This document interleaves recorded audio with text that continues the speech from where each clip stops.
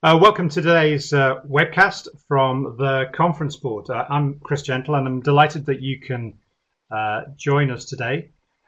We have a mini series on the future of the chair and the board, and you may recall, if you were able to join us in September, that Greg Medcraft, head of corporate governance and financial markets at the OECD, spoke to us about how the chair needs to lead in this new era of corporate governance.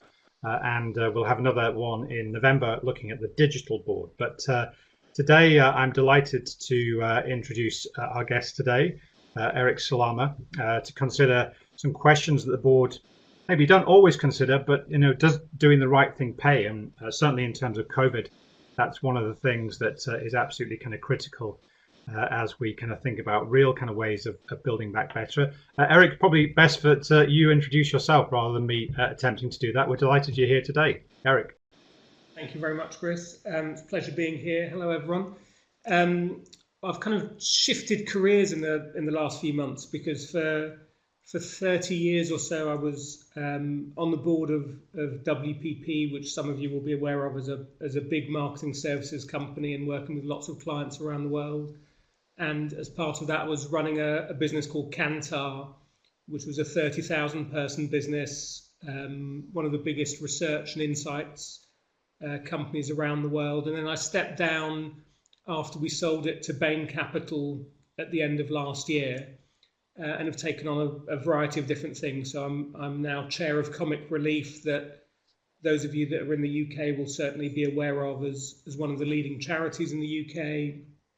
I'm a senior fellow at the Kennedy School at Harvard, doing some work on data privacy, and I'm advising a number of companies like LinkedIn and a digital startup called Morning Consult in the States. Right, and delighted you can join us today. You didn't mention, by the way, that I found out today that the Comic Relief is in the top 15 foundations in the world in terms of what it does around education and things like that. So certainly a kind of significant organisation in terms of making that change. And actually, just you were going to say, sir?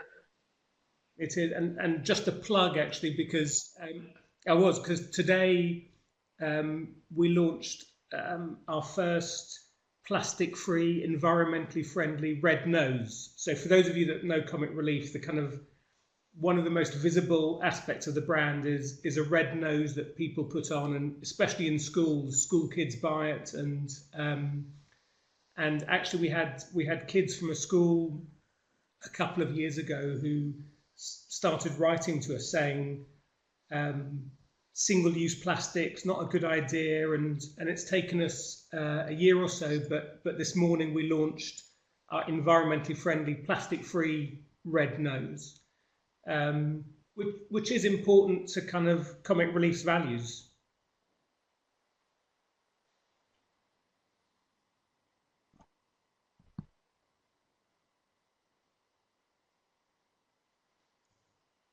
Hello? Yeah, we can hear you now, Chris. Sorry, I lost the line there. So the red nose will be part of the campaign and the launch in November, is it? No, Red Nose Day is in March 2021 of next year. Okay. Yeah. And you'll be wearing one then, if not now. I'll be wearing we've got a range of 10 of them that will be available through Sainsbury's. Right. So I just wanted to, before we dive into the webcast and deal with today's topic, just a couple of things we need to do in terms of housekeeping, if you can bear with me, Eric. So the first is that we'd be delighted if you can ask questions. That's via the chat box here. We're going to go into the kind of main meat of the discussion, but then as we have questions, we'll take them as they come along, or in the last sort of 10 minutes as well, have a Q&A session dedicated to that. The presentation will be available to download later, and you can, if you've had too much of individual one of us, you can have a full screen of the area you require. We're also recording this, so it's available for you on demand if you wanted to share it with your colleagues as well. Please do ask questions as we go along. And then secondly, if you're also doing this in terms of CPE credits.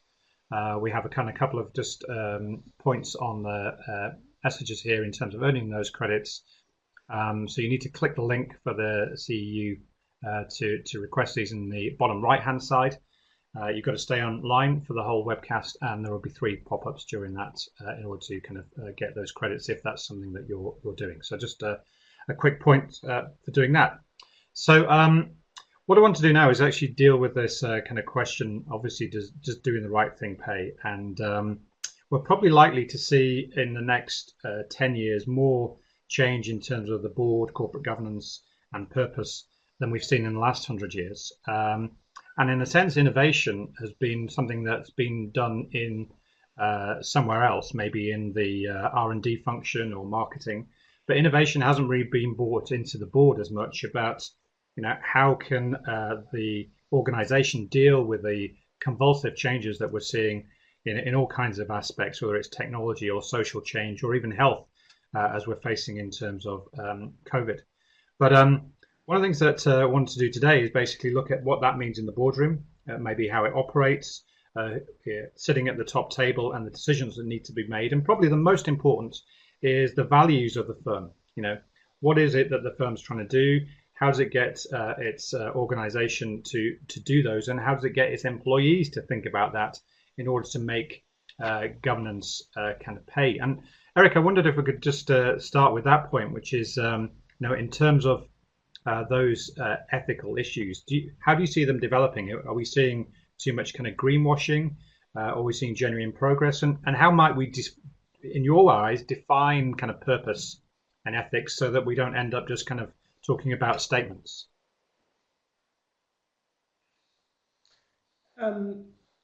Well, I think it's probably worth differentiating between brands where purpose is very central to the brand. So if I think about Ben and Jerry's, the way it started, now part of Unilever, or Lifebuoy, which is one of Unilever's biggest soap brands, which is really about washing, and the whole brand is about keeping clean and healthy, and that's very central to the brand. Or Dove, where the idea of inner beauty and how women should feel about themselves is again very central to the brand. So I think you've got some brands where, in a way, a purpose is really at the heart of the brand. It's not a different thing. There aren't that many of those types of brands, but there are a number of them. And I think the conversations that we're having now aren't about those types of brands. It's more about, should companies be talking about their ethics and their values and what they stand for and all of those types of things. And I think that's definitely become more important, not least because employees have become more important. Most companies, if you ask most CEOs, one of the biggest issues they face is the talent within their business. And do they have the right talent, and do they have the talent that they really need to go forward? And from a talent point of view, you want to attract and retain the best people, and that does require you to actually understand what motivates those people beyond simply earning well. And the values of the company make a very big difference to them, not just for millennials. There's all this talk of it's millennials. It's not just for millennials. Most people want to work in companies where they feel that the company is doing something worthwhile. And so I think that values have become much more important from the point of view of really retaining people and attracting people. And I think that's probably one of the biggest drivers of the conversations around values and ethics. I think the other one is around the environment and climate change. And again, you look at companies where the conversation isn't simply about the ethics around it, but actually it's because sourcing in a different way and having less packaging actually saves you money. So I think there's lots of examples of where the ethics and the profits are very well aligned. So I was wondering if you could I had a few connectivity issues. I hope you can still hear me, Eric. But you can. Okay, good. I was wondering, in terms of actually thinking about your own journey and actually leading an organization like Kantar with 30,000 people. How do you basically, because you don't necessarily have a product that kind of is linked to that kind of purpose you talk about, how do you kind of make sure that the behaviors of many of those 30,000 people are kind of living the values and the ethics of that organization? Because an organization like Kantar was in, I don't know, 70, 80 countries around the world. So that's quite a challenge for you as a global CEO to influence those behaviors in a very disparate kind of locations in disparate ways. Yes, and I think maybe the best example, given that people were 60% of our costs, maybe the best example is around the whole conversation around diversity and inclusion. And I made that a non-negotiable within Kantar, regardless of country, regardless of culture, that within the business we would behave in a certain way. And the case that I made to people internally was not that it's the right thing to do or it's the moral thing to do, but actually that it was economically good for us. That if we wanted to be the best company in terms of how we served our clients, it was really important that we develop the best talent internally. And that meant making sure that talented women who were not rising to the top as much as they should actually did progress. So we did an awful lot to change the way that we did succession planning and talent identification. We talked about the importance of actually having our leadership teams and our senior management reflect the cultures in which they were in. And that meant things like, in a country like Indonesia, making sure that we actually had Indonesian nationals as part of the management team, as opposed to what we actually had was a number of Indian expats who were very talented, but when we stood up in front of a room of all of the Indonesian staff, they needed to see people who looked like them and who they could really relate to. And then around a whole load of other diversity targets and inclusion issues, we wanted people to come into work and really feel that they could be themselves. And in a creative business, it's really important that you can speak your mind and that you can exchange ideas without fear of retaliation or worrying about things. So the case that I made internally was not it's a moral thing, but actually as a business, we were going to be a better business if we tapped into wider pools of talent, recruited from different places, really help people develop their talent within the organization, and created an atmosphere and a culture where people could be themselves. So it was an economic case that I made, and that was very clear for everyone. And it wasn't just a moral thing. Yeah. Now, apologies that I think my video has gone down, but hopefully you can hear me. I'll just take a question, actually, if it's okay, Eric, because questions are coming in as we speak. So I think it would be good just to kind of take one now, if that's okay with you. One of the things, the question here from Bart is research shows that values and purpose are important for all generations. I assume he's meaning not necessarily millennials. I just wondered, in terms of what you were talking about there, in terms of the business in Indonesia, and about how you were structuring the business in order to kind of make sure that it was kind of not only the right thing to do, but basically the economic thing to do to make the business sense. I just wondered about how that went across all generations, not just in terms of the kind of millennials kind of thing, in terms of your workforce in that particular instance. Yeah, it went down well. I mean, I think one of the hardest things was I used to receive pretty regular set of emails from people in the US saying, all of this work that we're doing around inclusion and diversity, I think you're discriminating against white men now. And I think my opportunities within the business are lesser as a result of this. And my response to, and that's a really tough thing to deal with, and it's why it's so important to bring everyone along at the same time. But my response to those people was always, I'm not discriminating against you, but we're removing the discrimination which existed against other people beforehand. So it's more of a level playing field. But it's really important in all of those issues that you are able to articulate and communicate very clearly why you're doing things, what the rules are, and that's a big internal issue. Yeah. Now we've had some other questions on that, but I'll come back to them so that we can make some progress. But I'll make sure that we do address those when we get to it.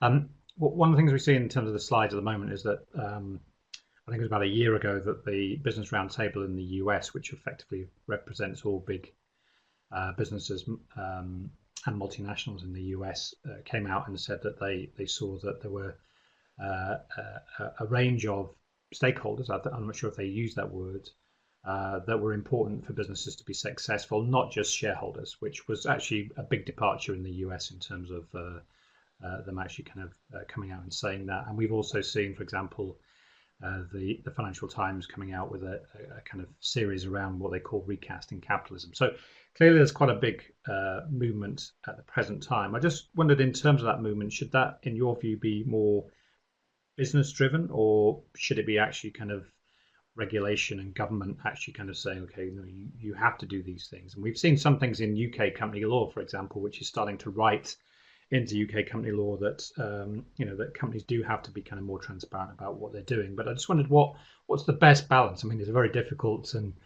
thing to look at, but I just wondered if you had any views on what's the best balance there between kind of business driving this and government and policy kind of driving kind of the shift to more stakeholders and what companies are actually doing in terms of value and purpose. I think it's I've sat on a board of a public company for a decade and then ran a big business, and now I'm chairing a charity.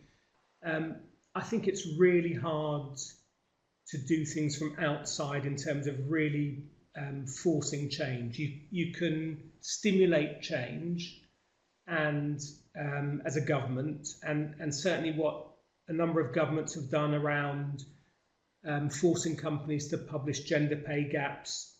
And the methodology wasn't perfect, but forcing companies to do that did generate a big debate in all of the companies that I was associated with around gender pay gap and where we were. So I think that was very, very helpful.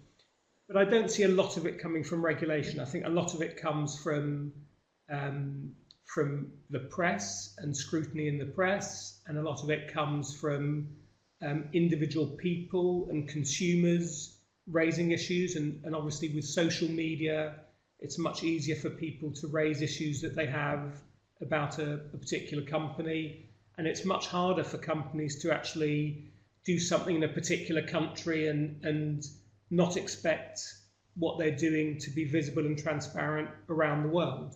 So I think social media, and there's lots of things wrong with social media, but social media enables more things to be raised and increases transparency.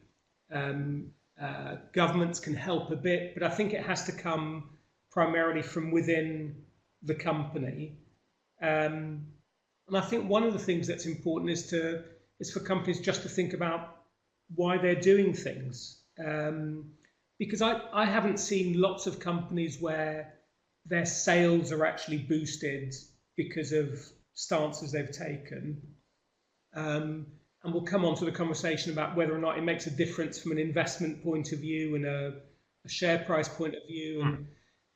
But I think certainly from the point of view of employees as a key stakeholder and general corporate reputation, those are the things that are really driving change across a whole range of different issues.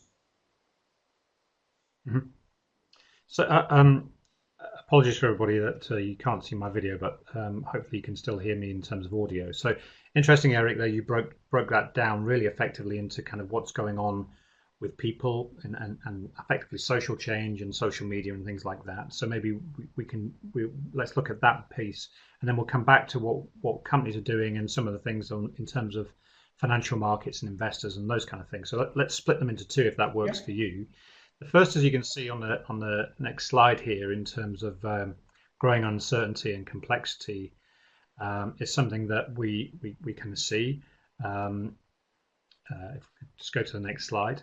Um, but and what we see there is basically that COVID's kind of gone off the graph in terms of that uncertainty and complexity, but it's been building over the last maybe 5-10 years. And what we see on the bottom there is basically the chart from Edelman, which has basically been tracking over about 20 years about what has happened in terms of decline in trust in business, which, if you look in this in detail, you can see actually happening in most countries around the world. Not completely the same, but particularly in the West, obviously, in terms of where that is. And you were referring there, I think, in your point there about social media and the way that that kind of filters through into the way that, or can filter through into the boardroom effectively in terms of the decisions that are being made. And I just wondered about, particularly in the work maybe WPP and Kantar in particular, about how, given that growing complexity and the declining trust in business, about how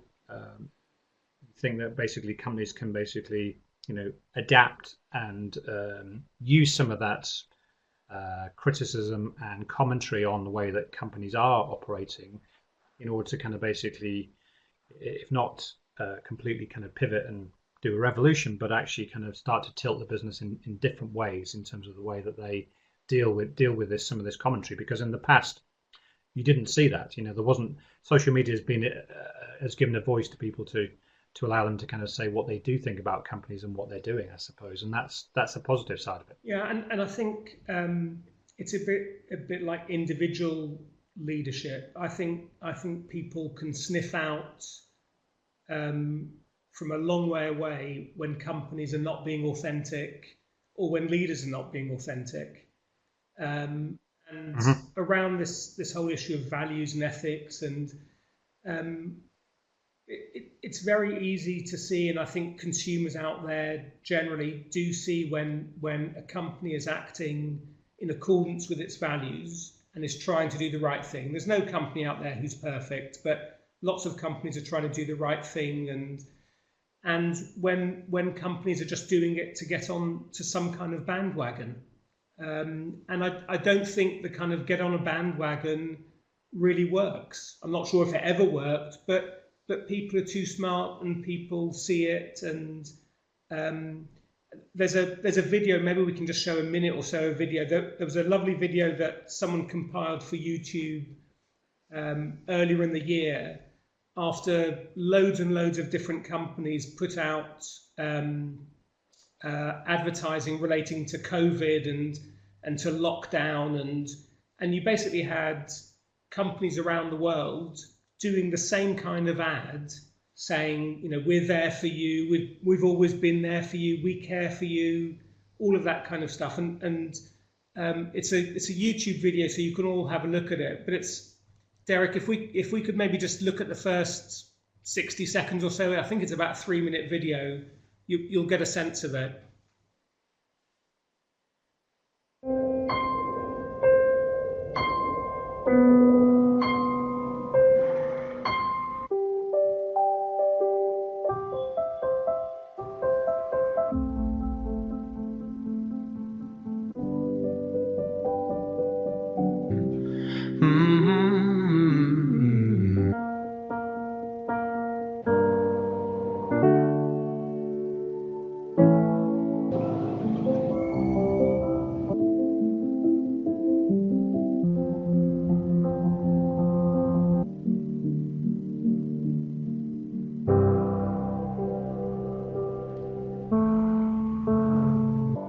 first opened our doors. Since 1926. Since 1978. For 60 years. For 75 years. For over 80 years. In 90 years. Over 100 years. Nationwide has been on your side. Restaurants have always been there for you. Nissan has been with you through thick and thin. We will do what we've always done. Take care of people. We're people. People. People. People. People. People. Family. Family. Family. Family. Family. Family. Family. Family. Family. Families are families. Families. Even now, especially. Thanks. So I think the lockdown produced a slew of what were effectively all the same ad from companies saying the same types of things, and I think actually what people wanted was not those kind of ads. And I'm sorry if there's anyone from those companies that I'm not picking on anyone here, but I'm just saying as a general trend, what people wanted was actual practical help to get things done, not an ad telling us that everyone's always been on our side and those types of things. So I think authenticity is incredibly important in an environment where customers and partners and others will sniff it out very quickly when it's not there. Yeah. And I wonder, just where we're just talking about kind of, I suppose, individual inputs into that, and you're talking about consumers and the way that what they're looking for in kind of lockdown. I suppose one of the things that we've seen in the last sort of maybe few weeks, month or so, 2 months, is basically that employees are also having a kind of voice in terms of this. So I suppose that the feeding up to the board, obviously there's the what's coming from the social media and commentary in the press and social media about how people are seeing things, but also increasingly about how much of a voice that employees have on these kind of matters, and it's quite a difficult one to navigate, because on the one hand, employees need to have a voice in that. On the other hand, it's leadership's and the board's kind of remit to basically make decisions about things, and again, getting a balance from that presumably is quite a challenging kind of balance to incorporate all of those things. Do you think that employees should have a voice around these issues? I think they should definitely have a voice, and they do have a voice. If you think about some of the tech companies who have been much criticised, we've seen strikes at the like of Google and Facebook, where employees have said we should be behaving differently. And that definitely had an impact on the company.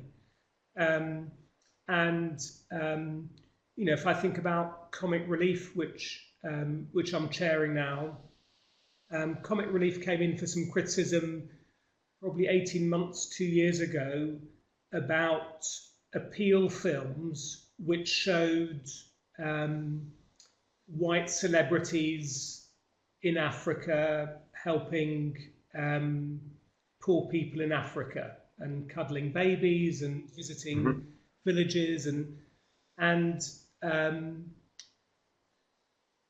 the environment has changed, and core to Comic Relief's purpose is actually not just distributing money, but helping communities get more powerful and have more of a voice. And staff within Comic Relief really voiced a view, and people outside voiced a view that those kind of films were inappropriate. And actually for Red Nose Day next year, you will see all of the films that are made, all of the appeal films that are made by local filmmakers with local people, as opposed to people coming in, celebrities coming in from the UK or somewhere else. So I think those voices make a big difference. It's still up to the board to then decide what to do about it. It's not, companies aren't democracies where there's a vote as to what to do, but the employee voice is incredibly important, and boards will always take that very seriously. Yeah. So I suppose a final question around this area, I think, is are there particular, without maybe not naming names, I don't know, but particular companies that you think are reversing these trends in terms of trust in business, about effectively doing the right thing and that making a difference, both in terms of doing the right thing, but also in terms of their commercial kind of success. There was a really interesting, for those of you that are involved in kind of the tech sector, and there was a bit of a kind of storm last week. A company called Coinbase, which is a kind of one of the new cyber coin companies. Their CEO, a guy called Brian Armstrong, wrote a blog which is worth reading because it's so contrary to everything that we tend to talk about purpose, and he was much criticised because what he said is, and I'm just going to quote from it: at Coinbase, we say that we are focused on building. What does this mean? It means we are going to focus on being the best company we can be and making progress towards our mission as compared to broader societal issues. And he goes on to talk about, their focus is on building great products, sourcing amazing talent, fair talent practices, enable belonging for everyone. But he then goes on to say, we have people with many different backgrounds and viewpoints at Coinbase, and even if we all agree that something's a problem, we may not agree on how to actually solve it. So he says, we're not going to get into societal issues. We're going to focus on being a great company. Now, that's a very contrary view to the kind of established purpose conversation. But I think it is an important point of view to take into account and to just sense check whether or not what we as companies are doing is actually inherent and integral to our sense of who we are as a company, and to then think about when we make statements about society which are outside the company, how do we deal with that, and how are we going to deal with it if some of our employees aren't happy or if some of our partners aren't happy. So if I take an example at Kantar, I would never put out an email or voice an opinion internally as to whether or not Brexit was right or wrong, or whether or not Trump was right or wrong. Not because I don't have an opinion, but because I know that within the business, there are people who were Trump supporters and Clinton supporters. There were people who were pro-Brexit and anti-Brexit. And actually, it wasn't my place to voice a company opinion as to those things, but it was absolutely my place to make a case for inclusion and diversity at both a moral and an economic level. So I think it's important deciding what you want to have a voice about. Yeah. And so we were dealing with that in two bits, really kind of the individual bit, and then basically the more now to the company bit, which I think you're kind of alluding to now. And you can see on the next slide here that Paul Polman, who was the CEO of Unilever, is quoted as saying, the costs of doing nothing are higher than those costs of inaction. I just wondered, in terms of actually how you see, for example, the pressure from financial markets, and we've seen during the kind of lockdown some quite incredible shifts in the kind of capital. I think you actually put a note out on LinkedIn, which was that I think it was Apple was at one point worth more than the entire FTSE 100 in the UK. I think at the moment, I think Tesla is worth more than BP, Shell, VW and Toyota put together.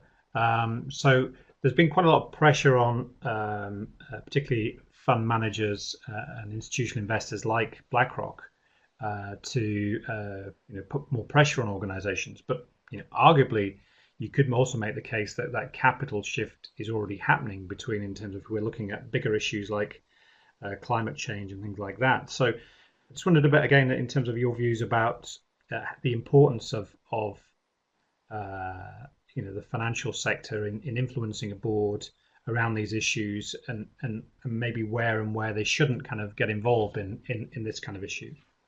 Well, there's obviously a big ESG movement now, and you mentioned BlackRock, and I think that BlackRock and Vanguard and State Street, who are, I think, three of the biggest asset managers and government pension funds around the world, do have people who are now rating companies according to ESG criteria, and are beginning to think about it.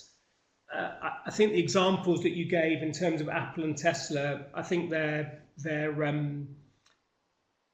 valuations are really because they're incredibly successful companies who are growing very fast. But I think again, transparency will make a difference here. And one of my colleagues at Comic Relief, who was the founder of Comic Relief, a guy called Richard Curtis, who was the screenwriter and director of films like Notting Hill and Four Weddings and a Funeral, he just launched something last month which was to enable individuals to actually have visibility into how their pensions were being, their pension funds were being allocated. And the idea is that you give individuals visibility about where your assets are being invested.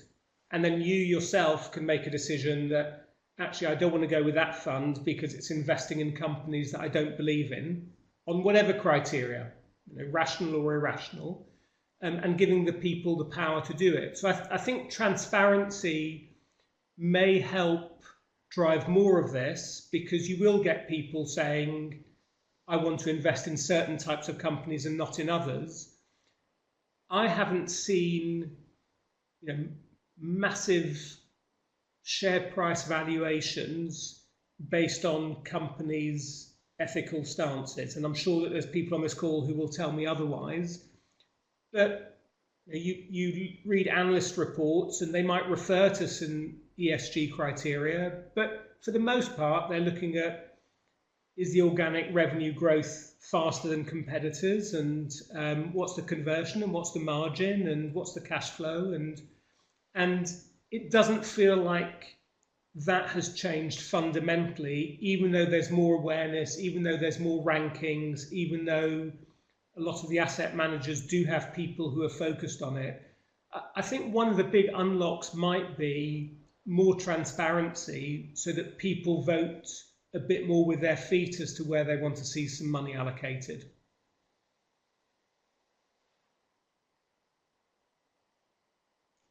Chris, I can't hear you.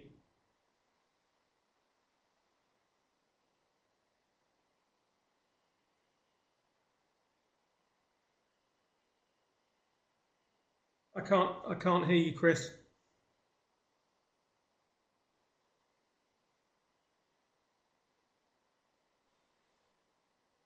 Is it working now? Yep, it's working. Okay. Sorry about the technical difficulties. I think somebody thought I had a face for radio, but anyway.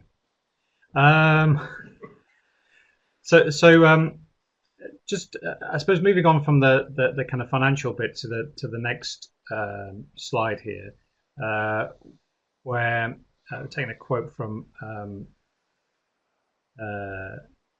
Nadella, who's the CEO at Microsoft, about the way that kind of globalization has had some negative impacts, and that as he was quoted here, that Microsoft has to be contributing to what's going on in local markets. And I think that kind of goes from maybe the examples you were talking about in terms of what you were doing in Indonesia, through to actually kind of the amount of tax that's paid, and actually how do you kind of add to the economic surplus, as he said in this kind of quote. And I just I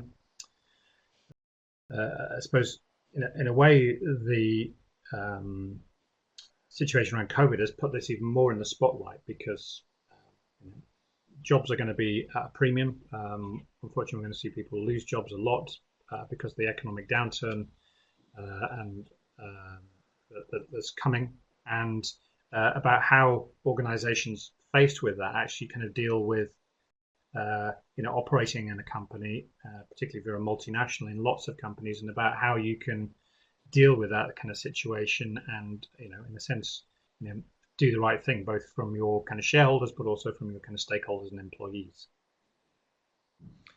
I think this is going to be a bigger and bigger issue for companies, because I think the world is becoming more nationalistic, and by nationalistic I mean countries are becoming more important, and we've seen it in a whole load of countries: China, Turkey, Russia, Brazil, the US. The countries are becoming more focused on their own countries, and you've got multinationals at the same time. So if you think about the tax issue, companies are trying to minimize the amount of tax they pay, but individual countries want what they consider to be a fair contribution. The vaccine manufacturers at the moment, the vaccine manufacturers are trying to produce vaccines, and there's going to be a big punch up between countries who all say, but we want our vaccines first, we want you to distribute them and sell them here. And so I think this tension between running things globally and having to cater for individual countries is going to become a bigger and bigger issue for multinationals to deal with. And I think the tax one is a really interesting one, because I think if you asked most kind of average people in the street, they would say there's something wrong with a situation in which companies with massive amounts of revenue and profit don't pay tax in our country. And I don't think it's just an ethical issue. I think it's an issue of, if you want to be successful in that country, you are going to have to think about how you treat people in that country in a way that they would consider to be fairly.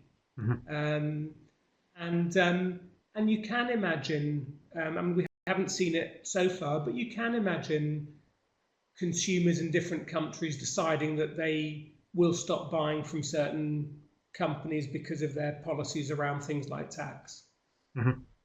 Yeah, and the path must be pretty narrow in terms of stepping between the two things that you just spoken about, which is basically trying to run a global business and at the same time those kind of growing national tendencies, let's call it, or nationalistic tendencies that are happening, and presumably at a board level that actually kind of managing that and being preparing for it rather than being reactive to say, oh, it's happening, is something that needs to happen now, because it looks like this is going to be something that's going to be arriving very, very, very shortly for organizations in terms of dealing with that dilemma. And I think all of the issues around supply chain, which have come up in COVID, in terms of where you manufacture, will come to the fore. Where you manufacture certain things, and are you manufacturing certain things locally, and do you have a manufacturing base in your country around the things that are considered to be critically important? I don't think we're going to have an easy and as global a supply chain as we've had for the last 50 years and the next 50 years.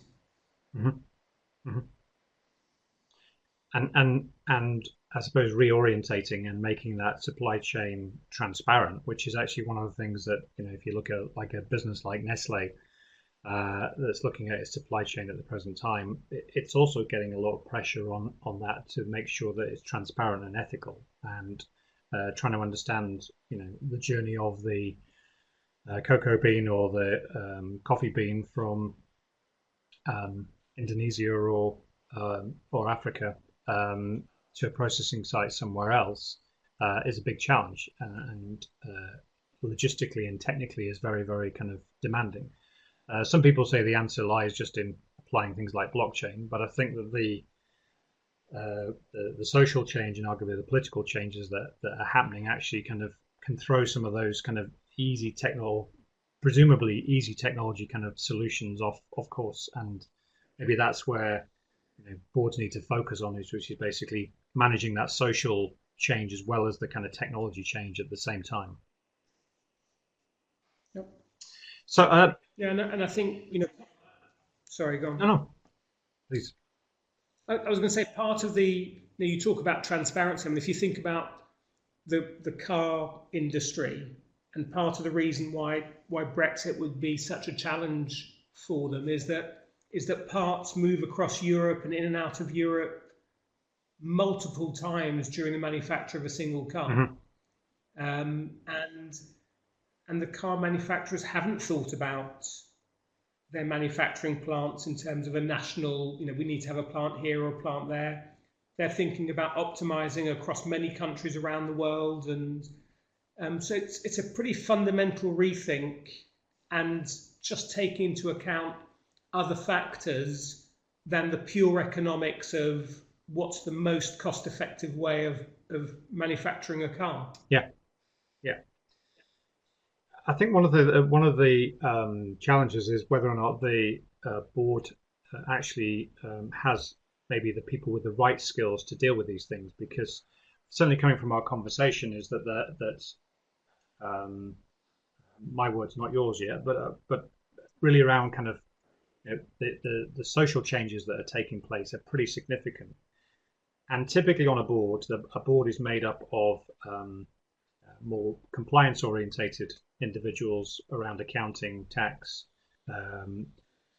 internal control, finance, and less so around these issues that are to do with maybe environmental change or social change that are taking place. Clearly, one of the things that seems to be coming out of our discussion is that those are equally important in terms of actually a way an organization needs to operate, not only from doing the right thing, but actually from a kind of commercial perspective as well, in terms of actually being able to turn a profit, which is what they're there for. How do you see them managing this kind of bringing people that haven't traditionally been on boards into that environment, because you need that kind of input? It's quite a challenge. Any thoughts in that kind of area? It's a great question, because you want that kind of diversity of thinking and background at the management level, but also at the board level. You need it in both.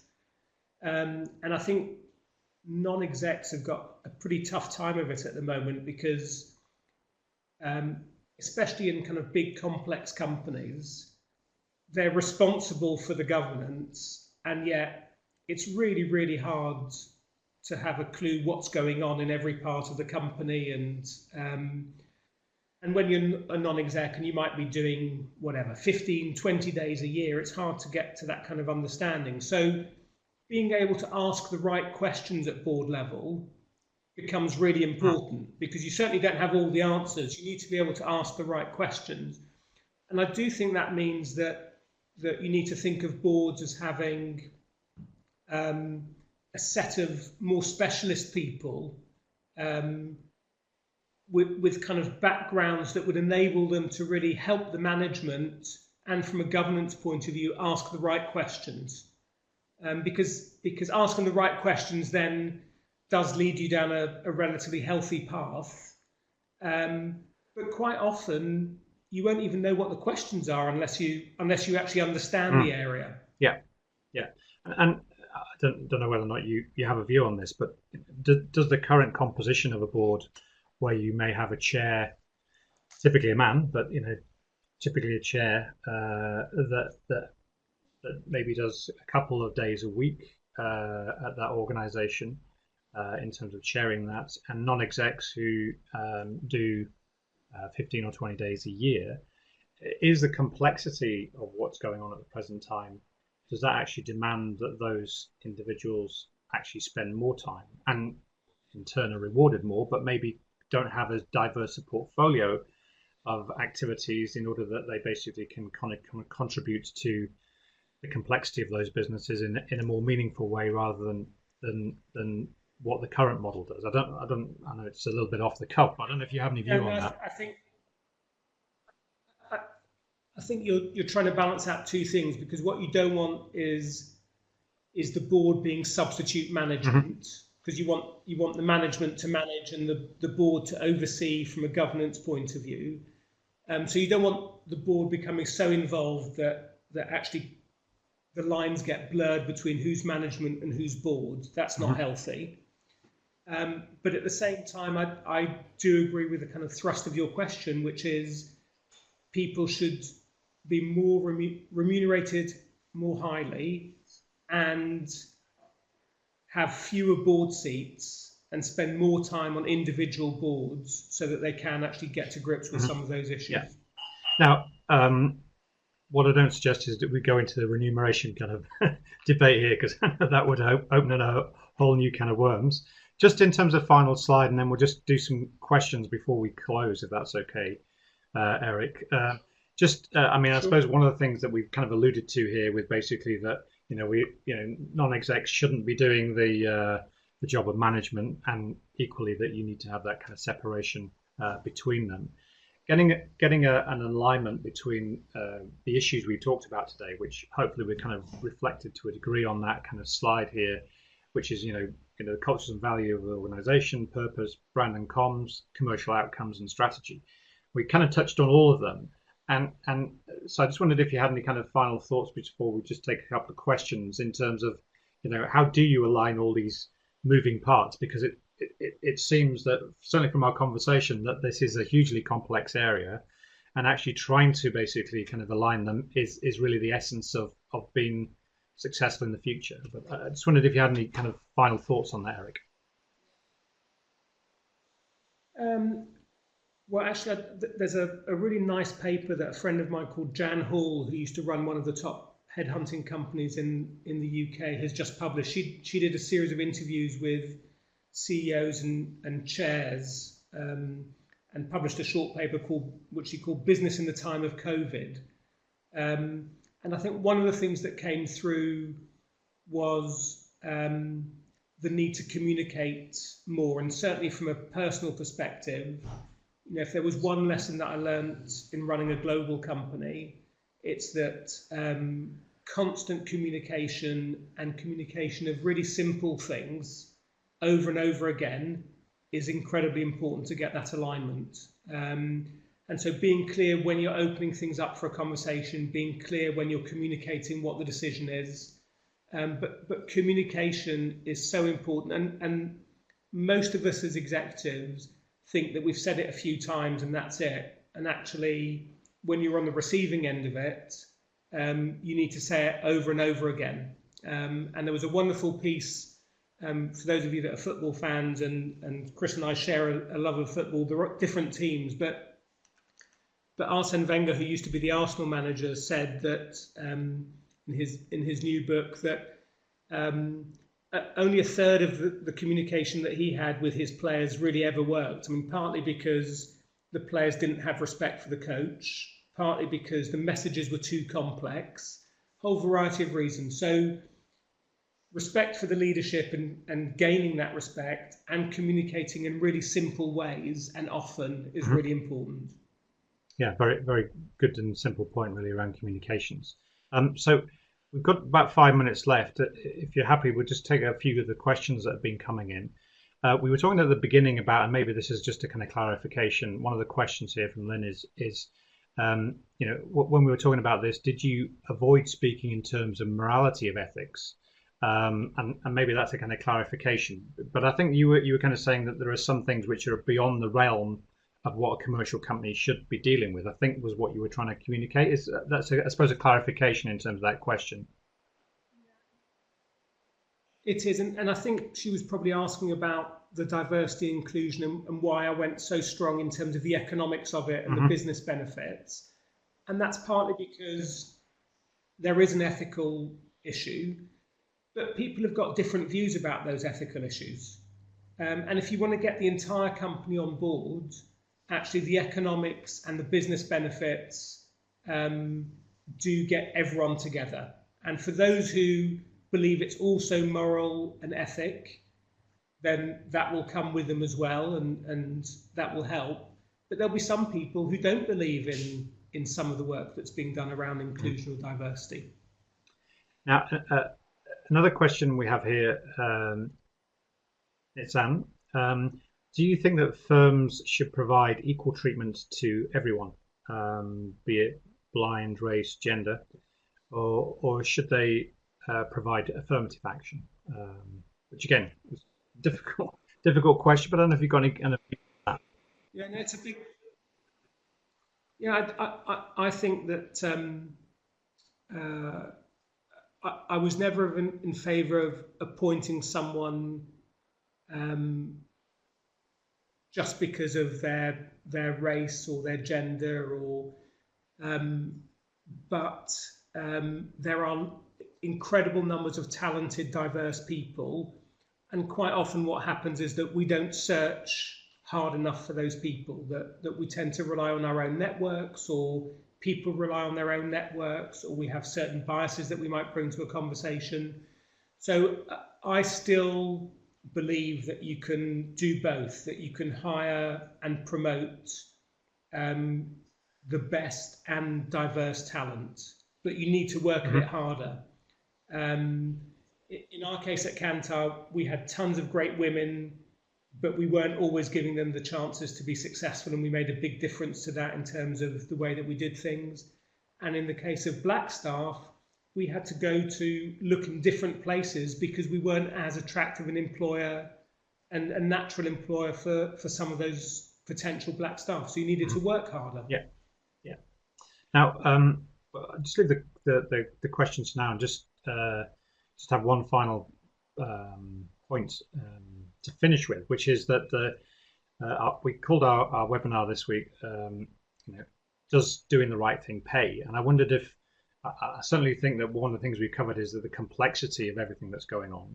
But I wondered whether or not you had a kind of a short kind of answer about, does doing the right thing pay for companies in terms of actually how they deal with that cacophony of noise that's going on at the same time as very kind of difficult issues they're dealing from a commercial kind of point of view. Do you have a couple of thoughts just to finalize our discussion?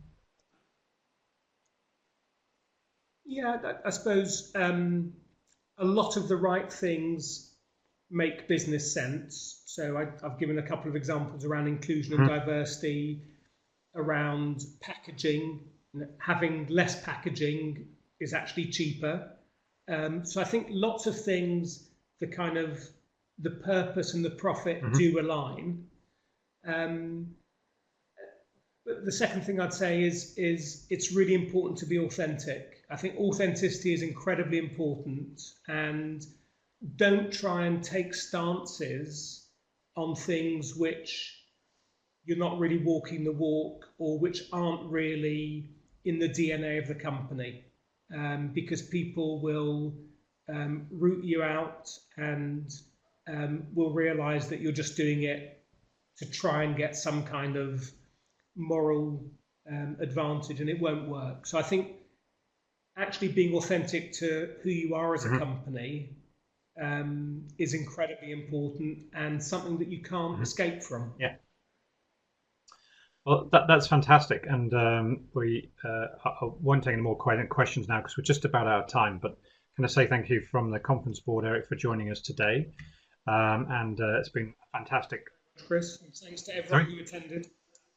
And I said thank you to you as well, and thank you to everyone who attended. Apologies for the technical difficulties we had halfway through.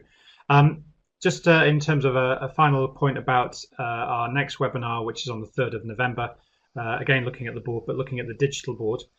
So I hope you can join us then. And just confirming, as Eric said, thank you for everybody who joined today and your contributions, really valued. Thank you again, Eric. We look forward to the sustainable red nose very, very soon, and appreciate your time today. And thank you again for everybody for joining us. Please tell us what you thought about the webcast today. Click here, and thank you for joining, and goodbye to everybody.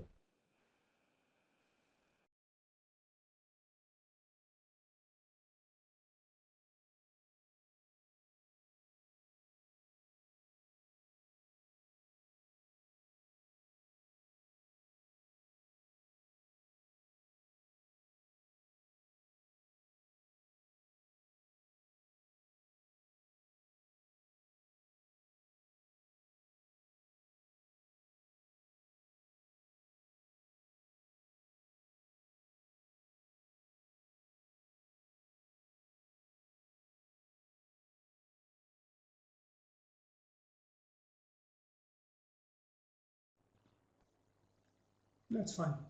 Yeah. All right. Thank you.